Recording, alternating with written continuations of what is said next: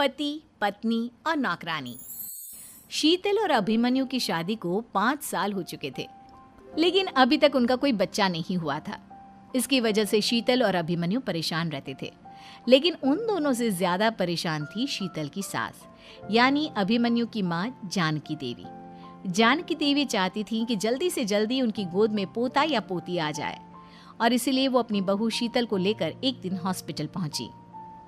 Doctor madam, जरा ठीक से चेक करके बताइए ना। कई बड़े बड़े डॉक्टर को दिखाया है, लेकिन मेरी बहू माँ ही नहीं बन पाती। मैंने शीतल को बहुत अच्छे से चेकअप किया है।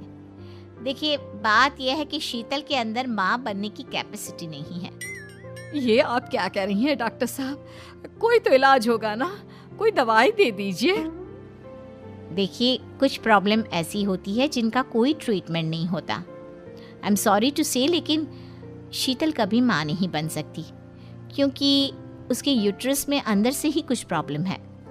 घर आने के बाद क्या हुआ माँ? कहाँ लेकर गई थी आप शीतल को? अरे कहाँ लेकर जाती, डॉक्टर मैडम के पास ले गई थी, लेकिन तेरी बीवी तो कभी माँ बन ही नहीं सकती। मम्मी जी, इसमें मेरी क्या गलती? अगर अंदर से कोई प्रॉब्लम है तो उसमें मैं भी कुछ नहीं कर सकती। जानती हूँ, ये बात डॉक्टर के मुंह से सुन चुकी हूँ। अब दोबारा मेरे सामने इस बात का गाना मत गा। अरे माँ, परेशान होने की जरूरत नहीं है, हम सोचते हैं ना कुछ। अरे क्या सोचेगा तू? जब डॉक्टर कह चुका है कि तेरी बीवी माँ नहीं बन सकती, तो बता क्या सोचेगा तू? कहाँ से लाएगा बच्चा? माँ, ये तो मैं भी नहीं जानता। अभिमन्यु, क्यों ना हम अनाथ आश्रम से एक बच्चा गोद ले आए? क्या फर्क पड़ता है बच्चा हमारा हो या गोद लिया हुआ? हाय, बड़ी बातें बनाने वाली। क्या फर्क पड़ता है? अरे क्यों फर्क नहीं पड़ता? मुझे इस वंश को आगे बढ़ाने के लिए मेरे बेटे का खून चाहिए, किसी दूसरे का नहीं। लेकिन माँ, आप जानती हैं कि ये अब पॉसिबल नहीं है। मैं कुछ नहीं जानती।